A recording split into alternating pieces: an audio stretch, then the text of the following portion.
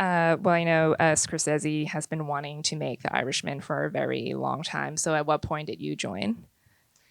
Well, yes, I hear that the whole project has been gestating for a long time, but I wasn't aware of that. But Mhm. I'm grateful that it did take a long time because then I was around when it finally came Mhm. together.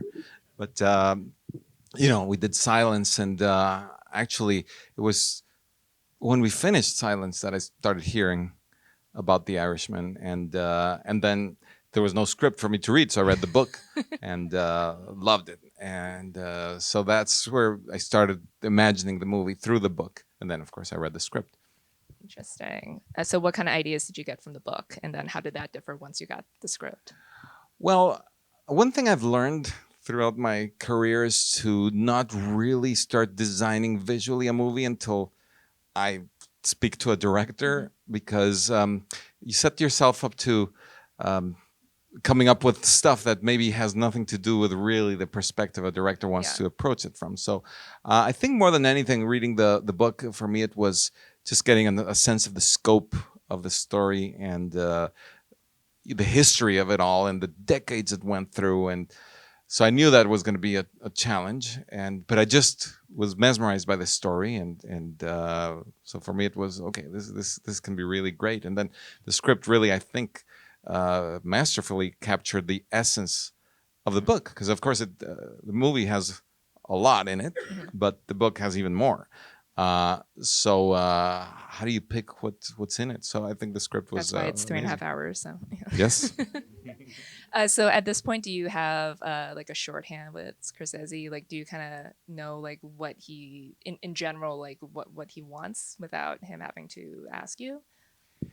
Well, yes. I mean, he's a very generous director. Mhm. So even Wolf of Wall Street was our first collaboration, and he, from the very beginning, shared his shot list with me and explained why he wanted to shoot every scene in a certain way, and and then allowed me within that to propose, lenses and maybe specific angles. He's not the kind of director that will grab a viewfinder and say, from here, okay, measure it. He'll Mhm. just explain the sense of a shot, or the energy he expects from a shot. And so for me it was very comfortable from the very beginning. But indeed, now I do know what type of lenses he'll gravitate to, so it becomes a little easier or faster, maybe, because in the past he'd make comments like, see what I set up and prepared for him, and Mhm. he'd be, Rodrigo, can we make it more extreme? So then I'd have to make it more extreme, Now you know whatever what that meant. extreme means. Yeah. Now I know what that means. Yes. Well, like you said, the book covers a very long time. In the film, you go from the 50s to the early 2000s. So, and there's a framing device of Frank just looking back on his life in his 80s. So, how did you go about like trying to convey the passage of time, but also keeping in mind like the framing device because it's a very meditative nature of the film. Yes. Well, one of the first things that Scorsese and I talked about was memory and how to portray that. And he mentioned the feeling of home movies, but he did not want a handheld, grainy style. So, how do you show that, you know, if you don't do that part of it? So, I started really thinking about it and what to do. And I came up with the idea that a parallel to home movies is amateur photography.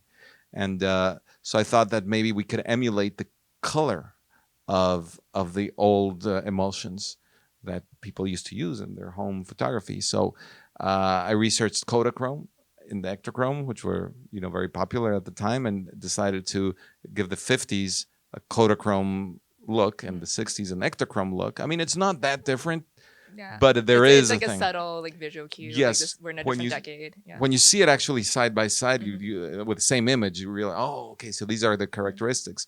But when you see the movie, you're not like, oh, now it's Ektachrome. Of course, this is the 60s. Nobody will know that, but there is that feeling in my mind that of that memory of the saturated colors of Kodachrome and the sort of cyan blacks of Ektachrome, And then I transitioned into a more desaturated look, which wasn't based on still photography. It was based actually on a printing method that was developed by Vittorio Storaro and Technicolor in Rome. It's called ENR, and you keep the silver. You don't bleach the print, Okay. so it becomes a very contrasty and desaturated image. So we gave that look to the 70s, but we enhanced it right after Hoffa's death. Oops, spoiler. Historical spoiler. Hoffa died. He was killed. But so right after that, it becomes even more apparent, the desaturation. So it is, in essence, it goes from a very colorful Kodachrome in the 50s, and I even applied that to the Second World War. There's one scene. And then goes to a very desaturated look towards the end. Was that also to kind of portray like Frank's regret and like mournfulness, like as he looks back on his life and what he's done?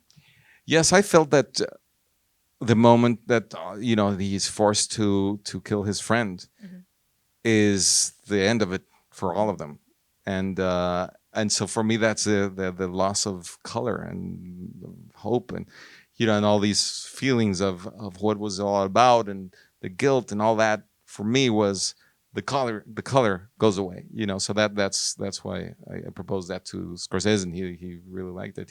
He likes, I think this movie, the look is less extreme than things that he may gravitate to. But still, when I showed him, say, tests of the ENR, which was all lookup tables, it wasn't, we didn't actually, there were no prints, so we didn't do any ENR, but we emulated the look of all these emulsions and processes.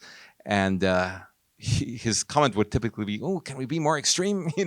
So I took it a little extra, but we also felt that the movie couldn't be as exciting and extreme in the look of it as maybe Casino or other movies, or Wolf of Wall Street. It had to have this somber thing to it too, as well, because Frank Sheeran is like that. He approaches his work as a, he's a killer, but it's a job for him. So it's not, this exciting thing where, we see the gun and we see the victim, and then we see, his eyes and the muzzle. It's very simple the way we approach it. Yeah, I love the way you shot his kills, because it just feels very mundane, like matter of fact, like it's not sexy or glamorized at all. So like, what was your setup with those shots? Because most of them were pretty like wide shots, like no close-ups. It's sudden and ugly. Yeah. And his, bless you. He wanted to approach those in a methodical way. So there are many times where the camera simply sees Frank Sheeran coming, pans around, sees a person he's going to kill, boom, he kills him, and that's it.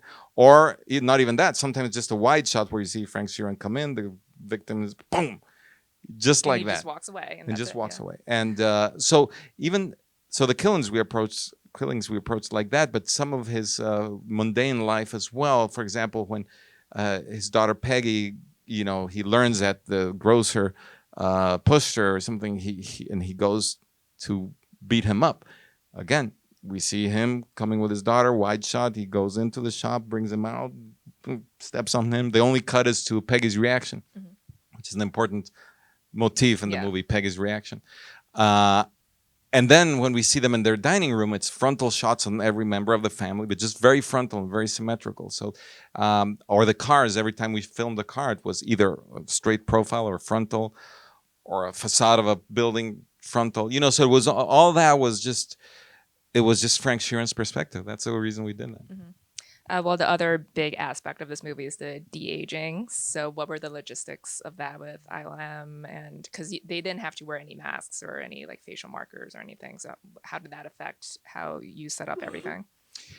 Well, I knew Pablo Hellman. We did Silence together. So from the beginning, the first thing I thought after the first conversation with Scorsese about home movies and all that is, this movie has to be shot on motion picture negative film. And then Pablo says, "No, but we have to shoot digital for the visual effects." And I'm like, "Man, Pablo, but this has to be filmed." Anyway, so that was the first challenge, was that he needed, for the visual effects de-aging shots, to shoot with a digital camera and two witness cameras that had to be synchronized in the shutter. They had to be exactly synchronized. So with a film camera, that would have been impossible, but also the rig would have been just massive. As it was pretty big because it wasn't just like hero, little digital cameras. They had to be, have really, really good quality. So I tested different digital cameras with the lookup tables of Ektachrome and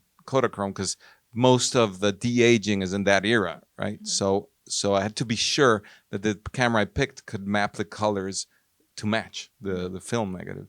So I found that the red helium was the one that, at least then, matched best in terms of the color. So that's why I picked that camera for the central one, and then we used some Alexas for the sides.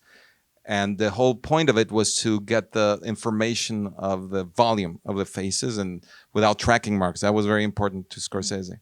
He didn't want the actors to, So the three cameras for each angle allowed that. I don't know exactly how, but it did. And technology, magic. Yeah. Do you know at what point in the film or what era it transitions from CGI to just their faces and makeup? Yeah, that was one of the most contentious points in pre-production was when do we actually do that? Because the story doesn't have big breaks in it, except maybe from the Second World War to when, to the 50s when the story begins. But everything was, in the 60s, 70s was 1 year after, maybe 2 years after. So it was really hard to decide when you would notice it. But Pablo had this theory that I was very reluctant to accept, that it was actually better if the change was from 1 year to the next or even months apart, because he, in his mind, he could actually make them look very similar when they were in makeup, regular makeup, to with a CGI face replacement. So, in fact, I don't even remember, but I think it was around the Latin Casino. Some of the characters, Bob De Niro at that point is not CG, Hoffa is, and I think Pesci wasn't either. So, I think that also helped. That some, there was kind of this mix, and right now, even color timing the movie, I was okay. Was this you can't makeup tell? or It's pretty seamless. Like you can't even tell when it's CGI too. So. Yeah. So what are you working on now? Well, I was just saying, I was remastering Amores Perros. It's gonna come out in Criterion next year, 20th anniversary. So I was doing that. Bless you. And I'm starting to prep another movie with Scorsese. I'm off to Scouts very soon. Nice. To Oklahoma. CGI in this one? No. No. Maybe some things, but no. All right, Rodrigo. Thank you so much for being with us you. tonight. We'll see you back in a little bit. A real pleasure. Thank you.